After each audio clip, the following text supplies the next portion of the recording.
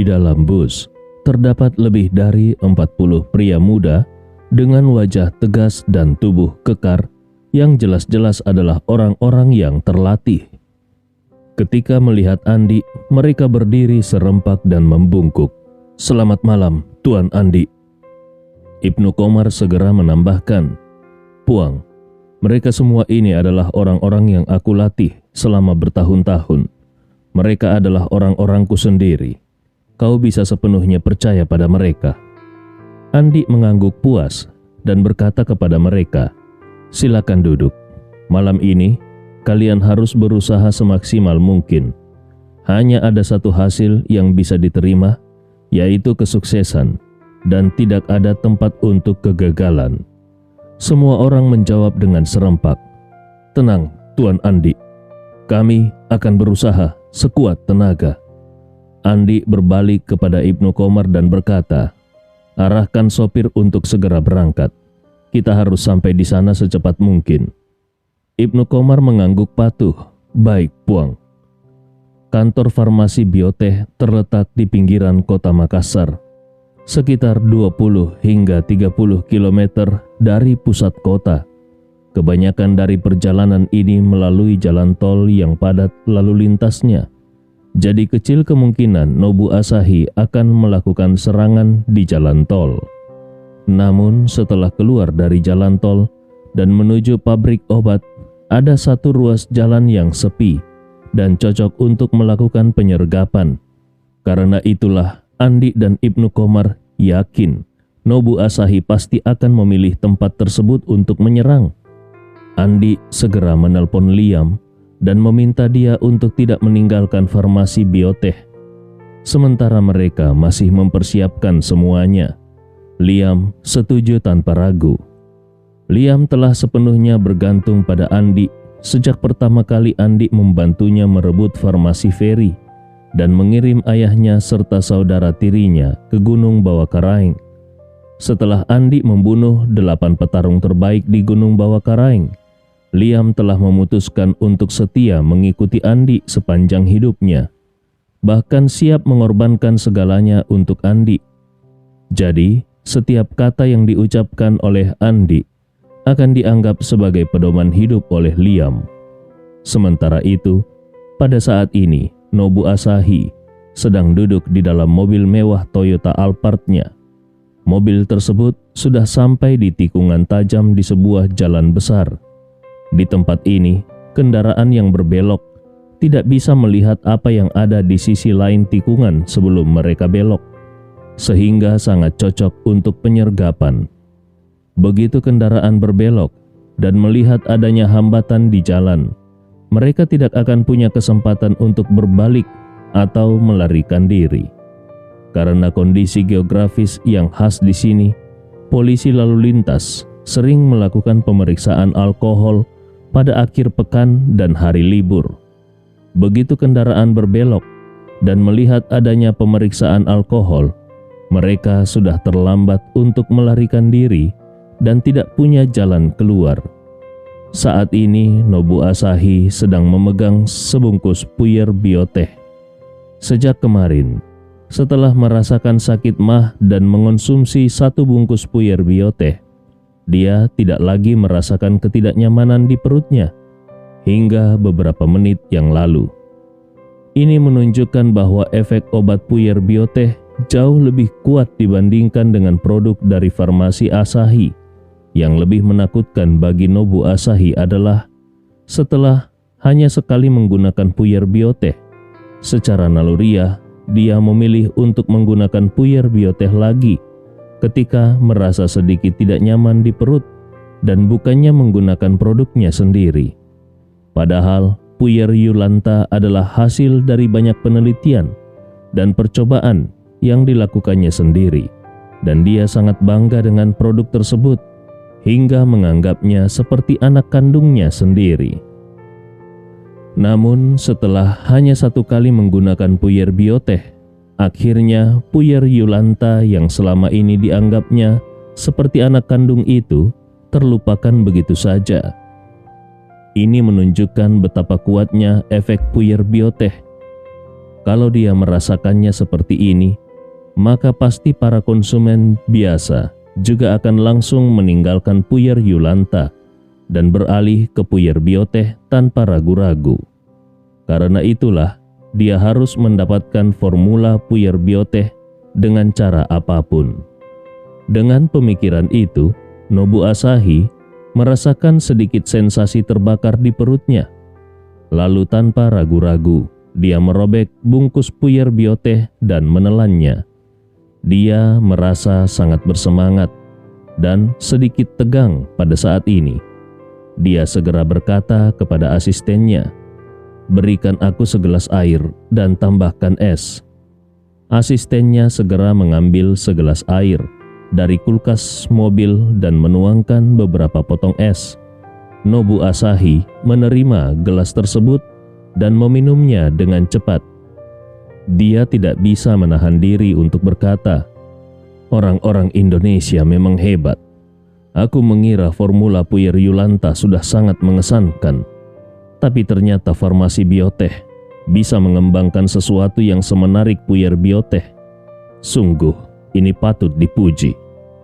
Nobu Asahi menghabiskan air di gelasnya dan menyerahkan gelas kosong kepada asistennya.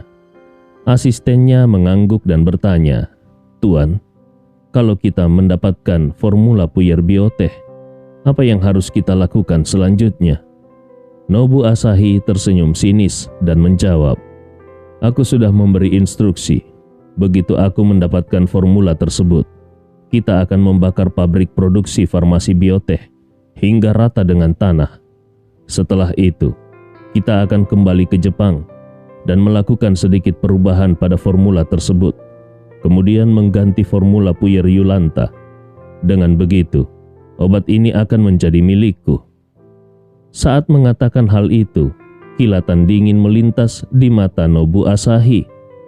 Saat ini, farmasi Bioteh sedang beroperasi non-stop dengan 3 shift untuk memproduksi puyer Bioteh. Dia tahu bahwa satu kebakaran bisa mengakibatkan kematian ratusan hingga ribuan pekerja pabrik. Namun, dia tidak peduli dengan hal tersebut. Yang dia inginkan hanyalah formula puyer Bioteh, tidak lebih dari itu. Saat Nobu Asahi merasa sudah menyiapkan segala sesuatunya untuk mengelilingi Liam, sebenarnya jebakan balasan yang dibuat oleh Andi sudah berhasil menjebak dirinya dengan rapat. Pada saat ini, Nobu Asahi percaya bahwa para ahli dari Jepang yang dibawanya akan dengan mudah menangkap Liam. Namun, dia tidak tahu bahwa di kedua sisi jalan ini setidaknya ada lebih dari 50 orang yang sudah siap mengepung mereka. Saat ini, bus yang ditumpangi Andi berada kurang dari 3 km dari lokasi ini. Pabrik Bioteh tempat Liam berada juga sekitar 3 km dari sini. Saat ini Liam telah keluar dari farmasi Bioteh dan masuk ke mobilnya. Lalu seperti biasa dia mulai berkendara pulang melewati jalan besar. Ketika mata-mata Nobu Asahi melaporkan bahwa Liam sudah berangkat dari farmasi Bioteh dan sedang mengemudikan mobil sendirian, Nobu Asahi merasakan darahnya mendidih dengan semangat. 10 menit kemudian, mobil Mercedes-Benz yang dikemudikan Liam memasuki tikungan tersebut. Saat ini malam gelap dan tidak ada kendaraan lain di jalan. Rencana taktis Nobu Asahi sangat sederhana. Dia akan menghentikan mobil Liam di sini, lalu segera menangkapnya, kemudian membawanya ke tempat aman dan menyiksanya untuk mendapatkan semua formula obatnya. Nobu Asahi juga sudah membeli lebih dari 100 jenis obat tradisional yang umum digunakan. Sehingga jika Liam mengungkapkan formula tersebut, mereka bisa segera mencampurnya dan membandingkannya dengan puyer Bioteh yang dijual di pasaran. Kalau obat yang dicampur mirip dengan efek puyer Bioteh, dia bisa langsung kembali ke Jepang dan memulai produksi puyer Yulanta dengan formula baru. Sementara itu, para ahli dari Jepang akan bertugas menghancurkan seluruh farmasi biotech. Saat mobil Liam memasuki tikungan, Nobu Asahi dengan penuh semangat turun dari Toyota Alphard-nya. 10 orang ahli dari Jepang telah memblokir jalan di depan Liam menggunakan kendaraan mereka dan menciptakan adegan kecelakaan mobil yang tampak seperti kebetulan. Ketika Liam mendekat, 2 mobil lainnya memblokir semua jalur mundur dan jalur sampingnya. Liam yang baru saja memasuki tikungan melihat 2 mobil terparkir di depan dan beberapa orang berdiri di sampingnya seolah-olah sedang bertengkar. Dia langsung menghentikan mobilnya dan turun sambil bertanya, "Ada apa ini? Kecelakaan mobil? Bisakah kalian memindahkan mobil ke pinggir jalan dan menyelesaikan masalahnya di sana? Kalian menutup jalan sepenuhnya." Setelah Liam menyelesaikan ucapannya, beberapa orang tiba-tiba berlari menuju ke arahnya. 2 orang di antaranya dengan cepat mencapai posisi Liam dan langsung mengendalikan tangan serta lengan Liam. Liam berpura-pura panik dan berteriak, "Siapa kalian? Apa yang kalian lakukan?" Dari kegelapan, Nobu Asahi muncul dengan senyum dingin dan berkata, "Halo, manajer Liam. Kita bertemu lagi." Liam dengan terkejut bertanya, "Nobu Asahi, apa maksudmu dengan semua ini?" Nobu Asahi tertawa dan menjawab, "Tidak ada maksud apa-apa. Kerjasama kita di siang hari tadi tidak berhasil. Jadi, aku ingin mengundangmu ke tempat lain untuk melanjutkan pembicaraan kita." Setelah itu, dia langsung memberi perintah kepada para pria berpakaian hitam, bawa dia pergi. Tiba-tiba sebuah bus besar melintas dari arah berlawanan. Nobu Asahi mengerutkan keningnya dan berkata, "Wah, sial. Ada bus malam-malam lewat di jalan ini." Dia lalu memberi perintah kepada para pria berpakaian hitam, "Cepat singkirkan mobil-mobil ini. Jangan sampai ada orang yang curiga. Ini bisa menimbulkan masalah yang tidak perlu." Salah satu pria berpakaian hitam hendak maju. Namun bus besar itu sudah berhenti di depan 2 mobil yang diparkir, yang tampaknya sedang terjadi kecelakaan. Sopir bus menurunkan jendela dan berteriak, "Hei, apa maksudnya ini? Ada kecelakaan mobil tetapi kalian menutup seluruh jalan." Salah satu pria berpakaian hitam dengan cepat menjawab, Maaf, kami akan segera menggeser mobilnya." Sopir bus mengumpat, "Cepatlah, kenapa lama sekali? Benar-benar menyebalkan." Mendengar kata-kata itu, pria berpakaian hitam merasa marah dan membalas, "Hei, jaga cara bicaramu." Supir bus mengejek, "Wah, ternyata kau orang asing ya? Turis saja banyak tingkah. Jangan main-main di negara orang." Pria berpakaian hitam yang merupakan ahli bela diri yang dihormati di Jepang merasa terhina karena diremehkan oleh seorang sopir bus. Dia sangat marah dan berteriak, "Hari ini aku akan menunjukkan kepadamu akibat dari mulutmu." Nobu Asahi segera berteriak, "Musashi, kuasai dirimu. Jangan memicu masalah. Cepat geser mobilnya dan biarkan bus itu lewat."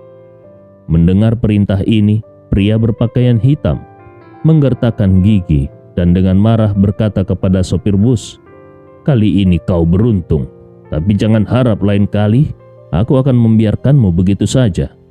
Sopir bus tertawa dan meludah keluar jendela sambil terus-menerus mengumpat, "Cih, bagaimana kalau aku langsung menendang kalian semua kembali ke negara kalian?" Nobu Asahi merasa terhina oleh sikap sopir bus yang berani menghina seperti itu. Rasa malu yang mendalam membakar di dalam dirinya. Sebagai presiden dari Asahi Corporation dan pemimpin keluarga Asahi, dia merasa tidak bisa menerima penghinaan seperti itu. Dia yang sebelumnya meminta Musashi untuk tidak menciptakan masalah, kini menjadi sangat marah dan berteriak, "Kalian semua, beri supir bus ini pelajaran. Hancurkan mulutnya yang tidak berpendidikan itu." Para pria berpakaian hitam yang amarahnya sudah meluap segera bergegas menuju bus dan mulai memukul pintu sambil berteriak, "Buka pintunya! Hari ini aku akan menghancurkanmu." Sopir bus sama sekali tidak takut. Dia terus-menerus mengumpat sambil menekan tombol pintu otomatis. "Kalian berani berlagak di sini? Aku akan membuat kalian semua menderita." Begitu pintu terbuka, beberapa ahli Jepang itu langsung menyerbu masuk, berniat untuk memukuli supir bus sampai setengah mati. Namun mereka terkejut saat pintu bus tiba-tiba tertutup kembali dan di dalam bus yang gelap, lebih dari 40 pria kekar mengeluarkan senjata dan mengarahkannya kepada mereka. Ketika mereka sangat ketakutan, Andi berdiri dengan senyum penuh arti dan berkata dengan suara dingin, "Segera tundukkan kepala dan berjongkok. Kalau tidak, aku akan memerintahkan untuk menjadikan kalian seperti saringan manusia." Para pria Jepang berpakaian hitam yang melihat puluhan laras senjata mengarah ke mereka langsung menjadi bingung dan ketakutan. Tadinya mereka mengira mereka hanya akan menghajar sopir bus yang dianggap sombong itu, tetapi ternyata mereka terjebak dalam situasi yang jauh lebih buruk. Ketua mereka berteriak dengan panik, "Ini buruk, kita terjebak dalam penyergapan, cepat lari!" Namun saat dia berbalik, rasa putus asa melanda dirinya karena pintu bus sudah ditutup rapat. Dia tidak tahu harus berbuat apa. Di saat bersamaan, Andi Rewa tersenyum sinis dan bertanya dengan nada mengejek, "Bagaimana? Sekarang setelah naik ke bus milikku, kau masih ingin melarikan diri?" Orang itu segera mengangkat kedua tangannya dan dengan wajah panik berkata, Bukan, pasti ada salah paham. Kami hanya ingin meminta maaf kepada supir bus ini karena sikap kami tadi, dan kami tidak bermaksud mengganggu perjalanan kalian." Andi Rewa mendengus dan berkata, "Jangan banyak bicara. Kalau kau tidak segera menundukkan kepala dan jongkok, aku akan menghancurkan kepalamu." Orang itu ketakutan dan segera merunduk sambil mengangkat tangan ke atas. Kemudian, semua orang lain di bus mengikuti dengan cepat. Sementara itu di luar bus, Nobu Asahi tidak tahu apa yang terjadi di dalam bus. Dia masih sibuk memerintahkan agar Liam segera dimasukkan ke dalam mobil dan dibawa pergi. Tiba-tiba, ratusan mobil hitam muncul dari kedua sisi tikungan, sehingga mengurung mereka dan bus di tengah jalan. Nobu Asahi panik melihat situasi ini.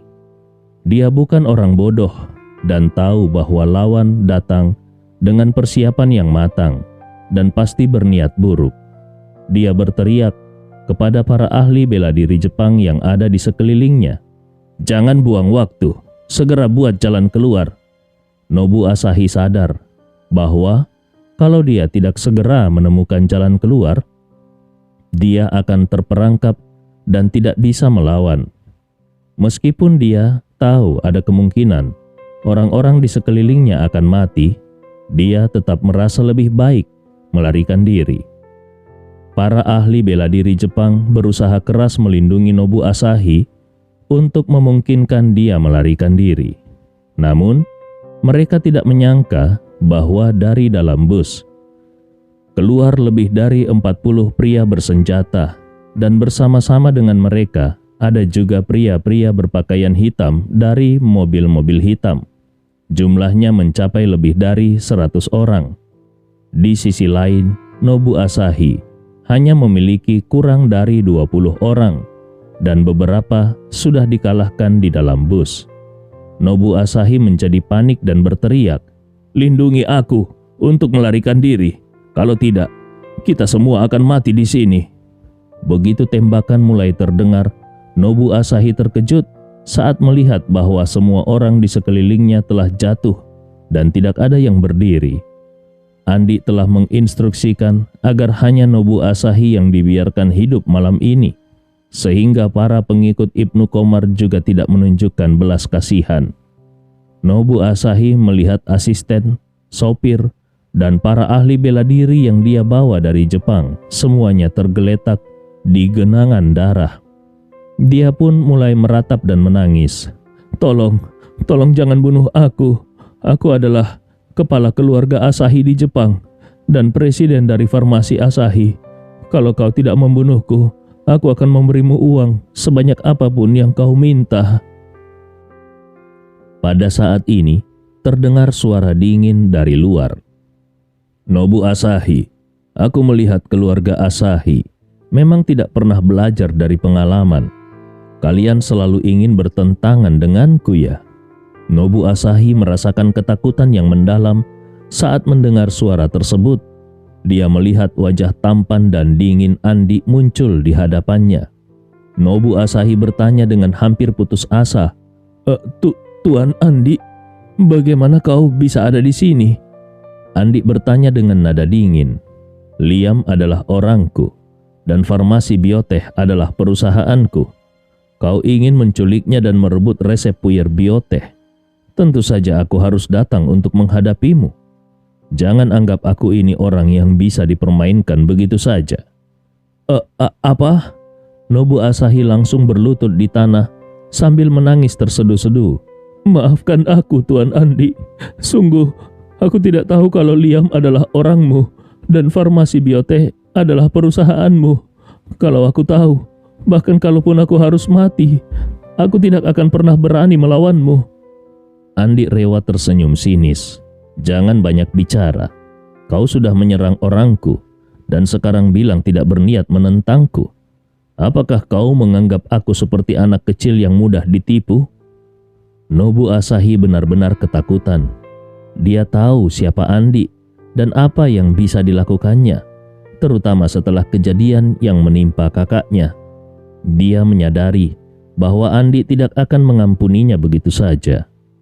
Karena takut akan nasibnya yang sama seperti kakaknya, Nobu Asahi segera merendahkan diri dan meminta ampun. "Tuan Andi, tolong jangan marah. Berapapun harganya, aku akan membayarnya. Bagaimana dengan 10 miliar? Kalau kau setuju, aku akan segera mentransfer uangnya ke rekeningmu." Andi Rewa mendengus. Ini bukan tentang uang. Nobu Asahi menangis. "Lalu apa yang kau mau?" Andi dengan dingin berkata, "Kalau kau tetap di Jepang dan tidak mengganggu urusanku, kita bisa saling menjaga jarak. Namun, karena kau memilih untuk menimbulkan masalah, maka aku akan mengirimmu bertemu kakakmu." Nobu Asahi terkejut dan mulai bergetar ketakutan. Apa?" Dia berpikir kakaknya sudah mati di tangan Andi, dan kini dia sendiri menjadi target. Dia pun memohon dengan memelas, "Jangan, aku masih muda, aku tidak ingin mati. Tolong, ampuni aku. Aku akan melakukan apa saja untukmu." Andi Rewa mencibir. "Nobu Asahi, lihat dirimu. Kau sudah menangis seperti perempuan, masih mau mengaku laki-laki?" Nobu Asahi menangis sambil terisak. "Tuan Andi, aku tidak ingin mati. Aku belum menikah dan keluarga Asahi juga tidak punya penerus. Jangan biarkan keturunan Asahi terhapus di tanah asing." Andi merasa jijik melihat Nobu Asahi menangis seperti perempuan. Dia berkata, "Nobu Asahi, lihatlah dirimu. Kapan aku bilang aku akan membunuhmu? Tenang saja, aku akan membiarkanmu hidup." Nobu Asahi terkejut. Jadi, kau tidak akan membunuhku?" Andi mengangguk dan dengan tenang berkata, "Benar, aku memang akan mengirimmu untuk bertemu kakakmu. Tetapi aku lupa memberitahumu kalau aku tidak membunuh kakakmu." Ketika Nobu Asahi mendengar Andi mengatakan bahwa dia menyelamatkan nyawa kakaknya, seluruh dirinya benar-benar hancur. Dengan wajah penuh kemarahan dia berkata, Kau menerima uang 1 miliar dariku dan berjanji akan membunuh kakakku. Apakah kau telah menipuku selama ini?" Andi tersenyum dan berkata, "Nobu Asahi, jangan terlalu naif. Dalam dunia ini, semua adalah tipu muslihat. Apakah kau tidak bisa memahami prinsip dasar ini?" Nobu Asahi dengan marah berkata, "Kau tidak menepati janji." Andi balik bertanya, "Aku tidak menepati janji?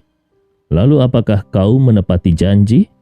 Apakah kau merasa bahwa dirimu sudah bisa dianggap sebagai manusia? Kau datang dari Jepang ke sini untuk merebut resepku dan berencana menculik bawahanku. Lalu kau masih berani bicara tentang memegang janji? Dan kakakmu yang juga datang dari Jepang ke sini untuk mencuri resep obatku. Apakah itu disebut menepati janji? Atau apakah menurut keluarga Asahi, mencuri barang milik orang lain adalah hal yang normal?" Nobu Asahi tiba-tiba tidak bisa berkata apa-apa. Pada saat ini, Andi dengan nada merendahkan berkata, "Bukankah kau bilang aku tidak menepati janji? Baiklah, maka mari kita lakukan ini. Aku akan membunuh kakakmu sekarang juga."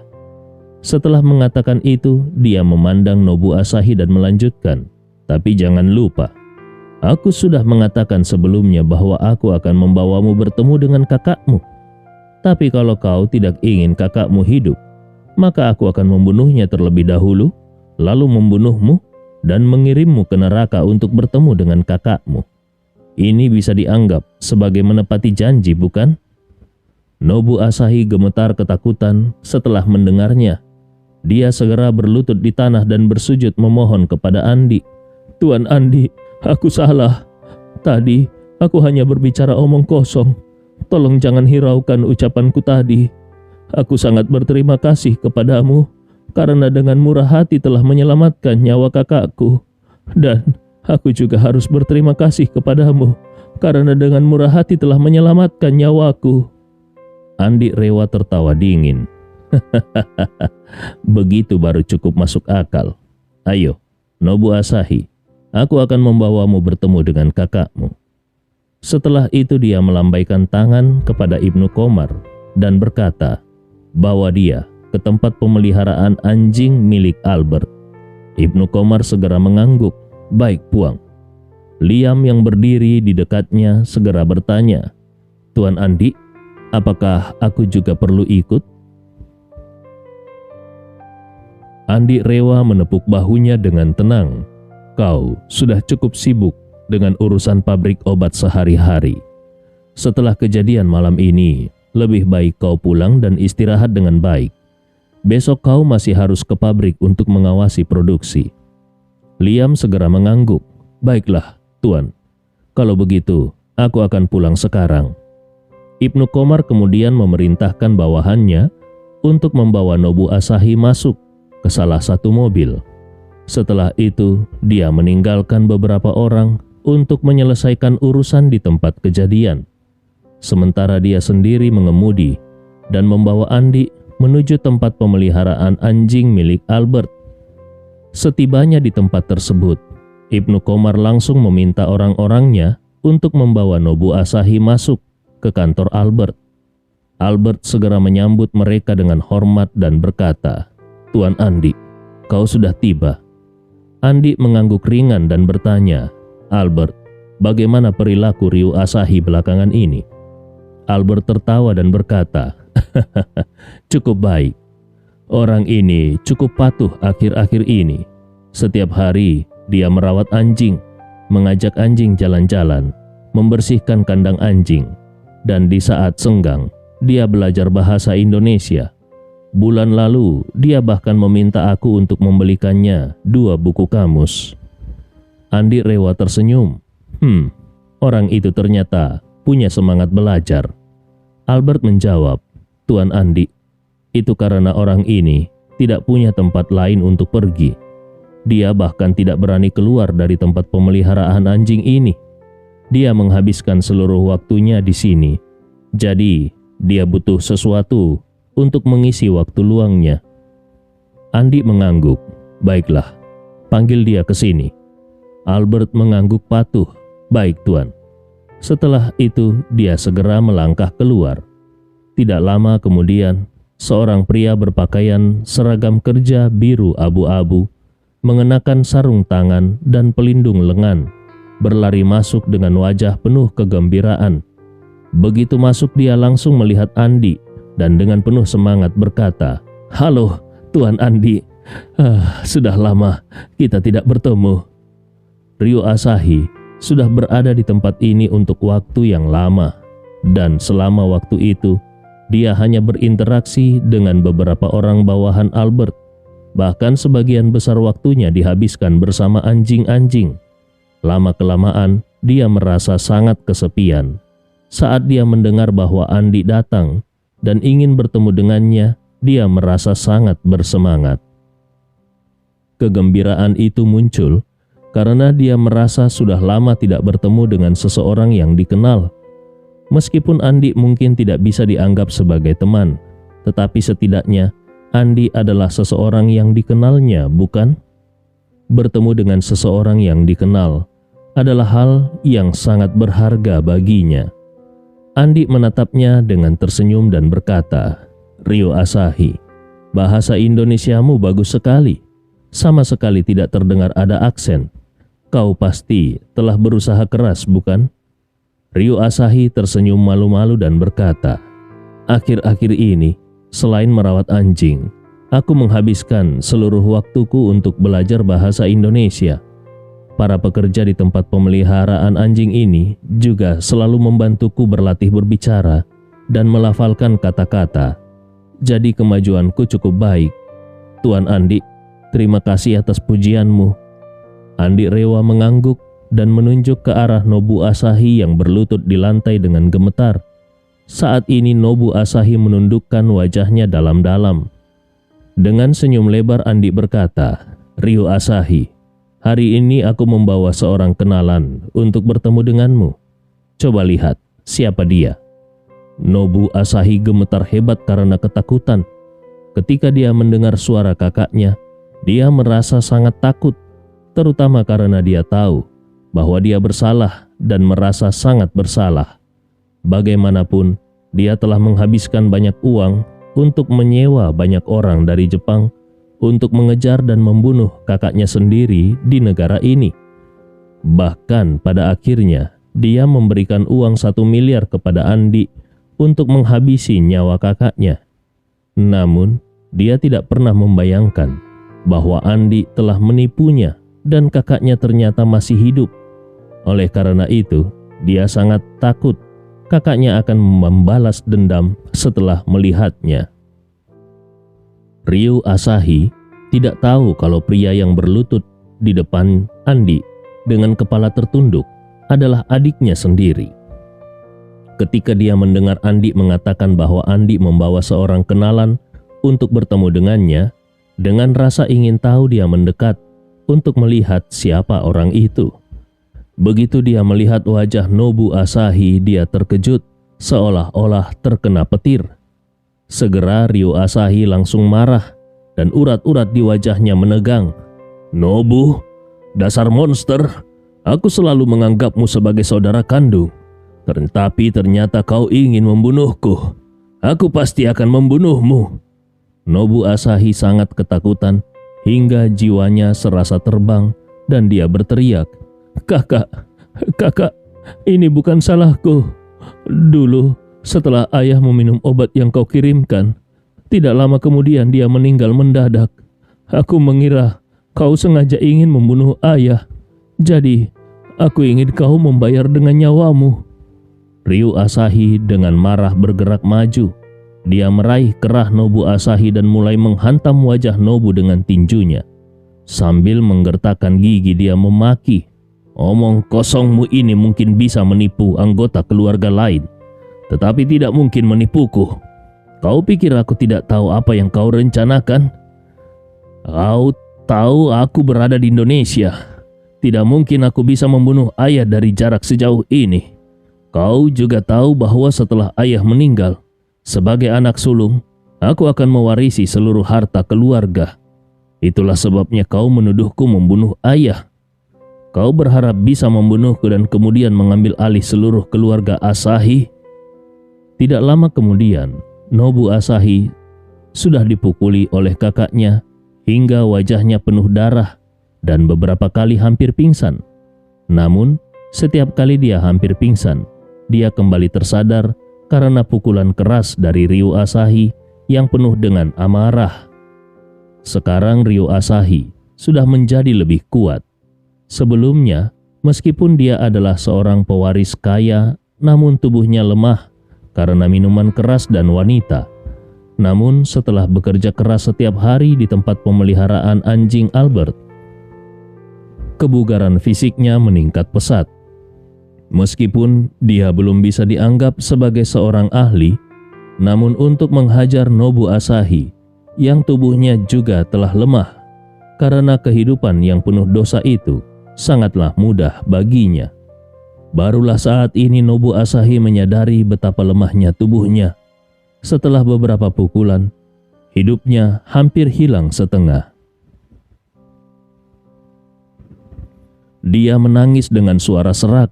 "Kakak, tolong, demi hubungan kita sebagai saudara kandung, tolong ampuni aku." Setelah itu dia mulai menangis dengan keras. Ryu Asahi menggertakkan gigi dan memaki.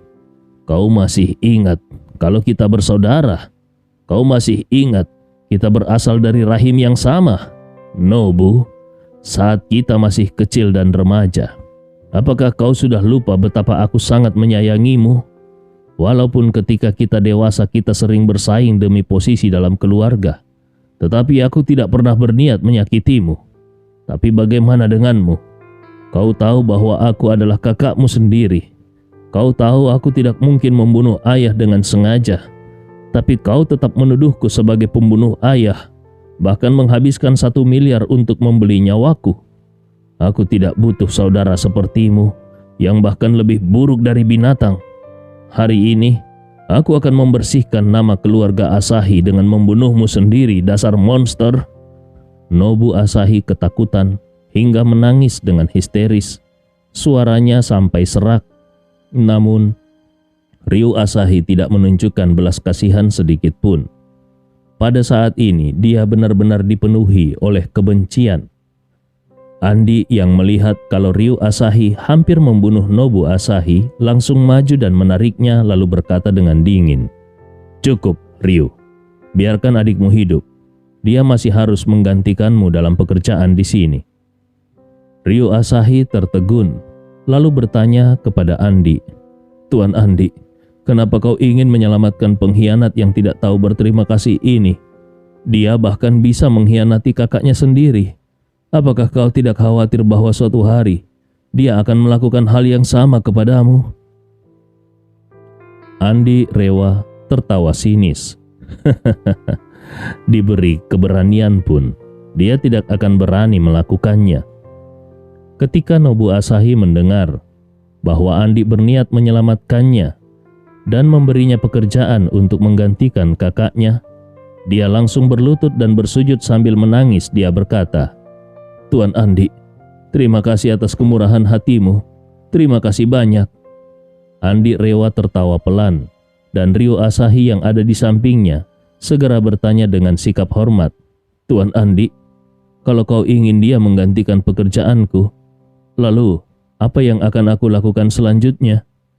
Andi kemudian memandang Ryu Asahi dan dengan tenang bertanya, "Ryu, apakah kau ingin kembali ke Jepang untuk mengambil alih farmasi Asahi?"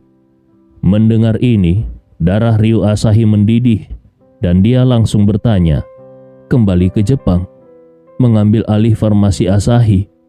Tuan, kau tidak sedang bercanda bukan?" Andi Rewa tersenyum. "Aku sangat serius bertanya pendapatmu. Kalau aku membiarkanmu kembali, apakah kau mau?" Ryu Asahi sangat terharu hingga tubuhnya gemetar dan air matanya berlinang. Dia menjawab dengan tegas, "Aku mau, Tuan Andi. Aku sangat mau."